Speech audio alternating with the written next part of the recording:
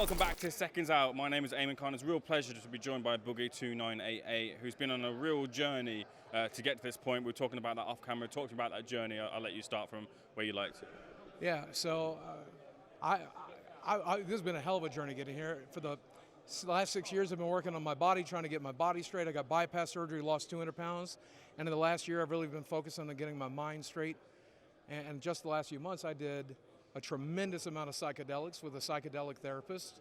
And we did a lot of recovery. And I think I learned why I shouldn't be nervous about this type of thing. I mean, number one, my opponent is WingsOfRedemption, so I don't know why I'd be nervous about fighting that guy. But on top of that, man, I just learned that life is a game, and that I was playing it wrong, man.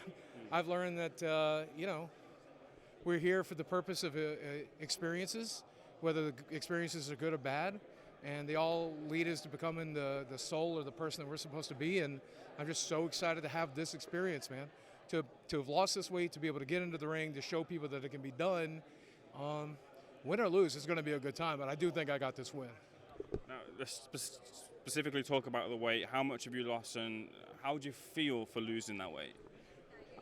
My biggest ever was 587 pounds.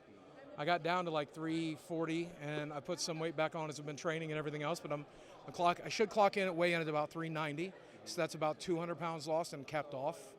It's not been easy to lose it, and it certainly wasn't easy to keep it off, especially with all the shit I've done and gone through, but I'm really proud of myself, man. Like, 6 years ago, I would have told you there's no way I would have been able to travel out of the country. There'd be no way I'd be able to achieve the things I've achieved. Now I'm standing in London.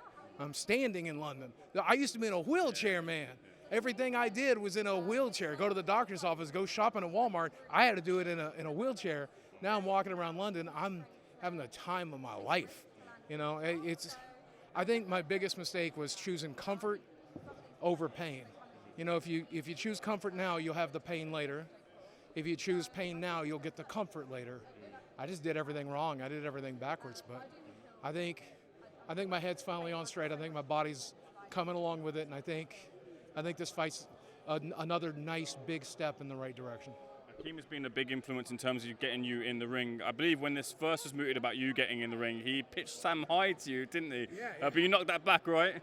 Yeah, I talked to Hakeem as soon as influencer boxing was a thing, and I begged him for the opportunity to get into the ring. We talked about Sam HYDE. Let's just be honest.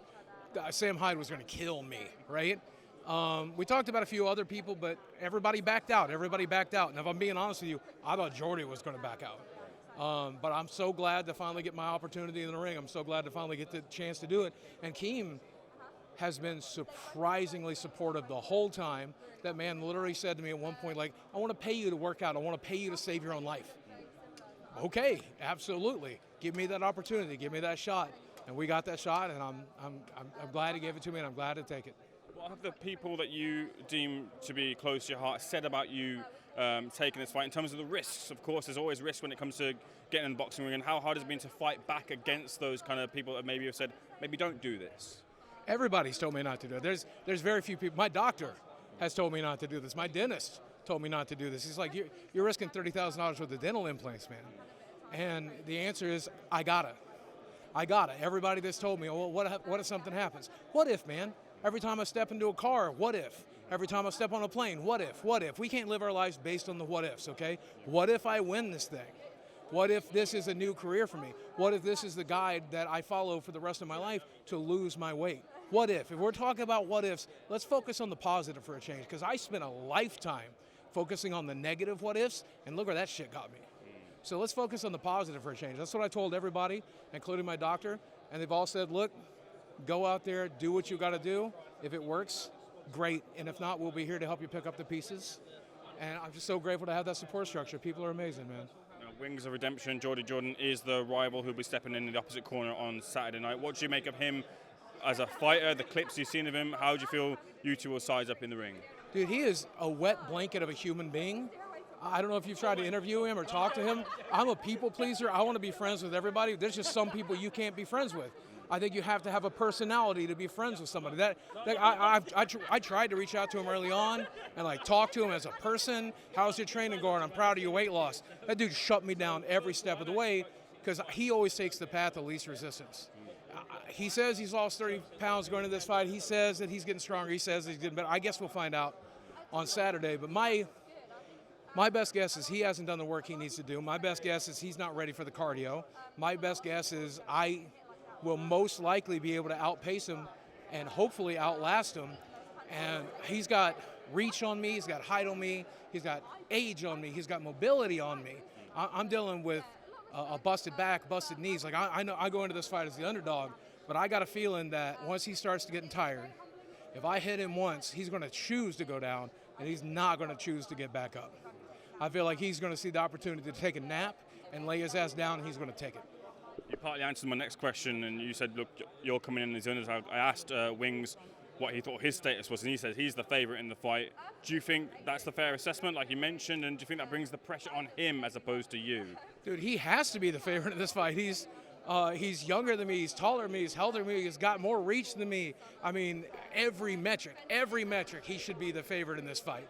And I still think I have a chance based on pure willpower alone, because I do not know the definition of quit. And I feel like this is something I've been training for my whole life, man. The first 18 years of my life, my mom treated me like a punching bag, okay? Getting hit in the face for 4.5 minutes is what I'm doing on Saturday.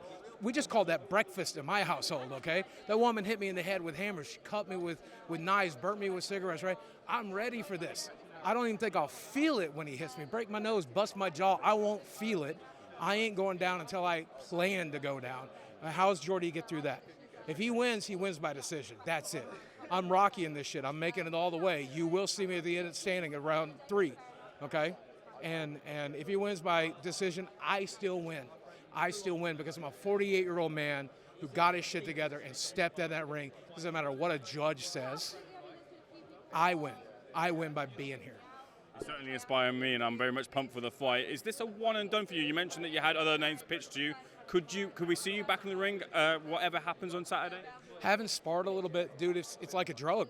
Like, I have an addictive personality, right? Look at me, Twinkies and shit. Like, I have a clear addictive personality, and I got a feeling that crowd pumping me up and the adrenaline pumping through my bloodstream, I feel like that's going to hit me like any drug there is. I know there's going to be more fights after this. If there's people out there in the right weight class, in the right weight range, like actual people that won't destroy me like Sam HYDE would, there's people out there who will fight me. I will gladly fight again after this because already I'm addicted to this. It feels good. It feels good after a lifetime of sitting on my ass to be on my feet and ready to kick ass. Is part of you worried or cautious that this might be seen as another element of the lolcow perception that you and both Wings have, and is that a worry for you in terms of that internet reception that you might get from this fight? No, absolutely not, man.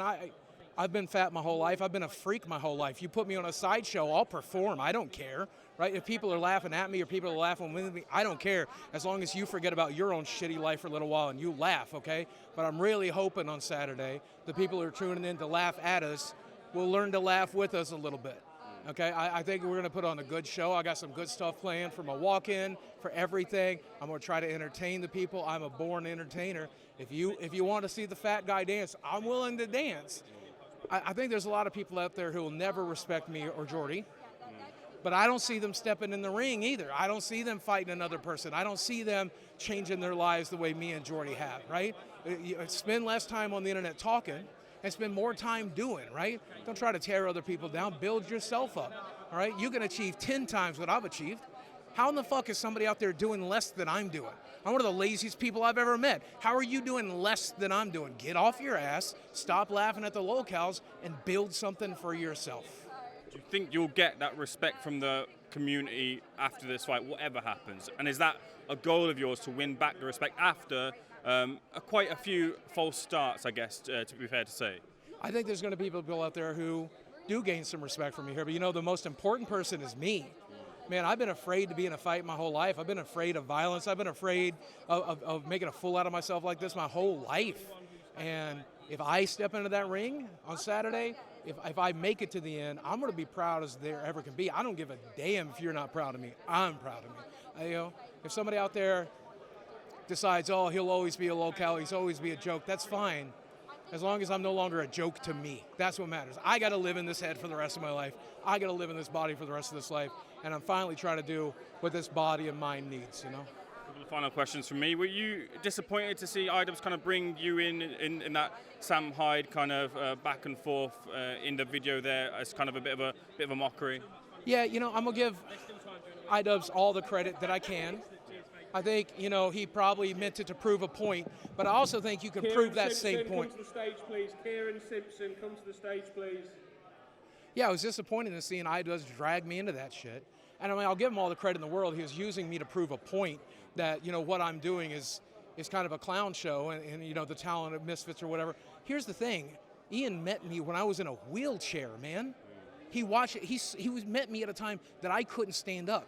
Now I'm standing up for this interview. I'm standing up in the ring. I thought, if anybody, the changed Idubbbz, the guy who's like, you know, proud of everyone and supportive of everyone, you're not going to be supportive of me here? Are you kidding me? I'm changing my life here. I'm changing my stars. I'm fixing my shit. It was so ridiculous for him in one video to say, oh, I've changed, guys. I'm not about negativity anymore. And then to clown on me and Jordy, two men who are doing everything we can to change my life. I was in a wheelchair when I met you, Ian. I was in a wheelchair when I met you. How are you not proud of me? How the hell are you using me to prove a point you could have done it any other way? It's bullshit. On a lighter note, a lot of love for the Francis character. Would you ever consider bringing it back? If YouTube would let me, man, if they would monetize it, I would love to. But I'll tell you, on Saturday, you know who's fighting. It ain't me. I can't do this. Boogie can't do it. It's going to be Francis in that ring. You watch. Yeah, I'll crack a Mountain Dew on that fool's head. I guarantee it. The final word with you. We've got a message for Wings ahead of Saturday night. Hey, Wings. No matter what you do, you lose. Do you understand that? No matter what you do, you knock me down, you make it to the end, you still lose. This is your last chance to be relevant ever again. Enjoy it.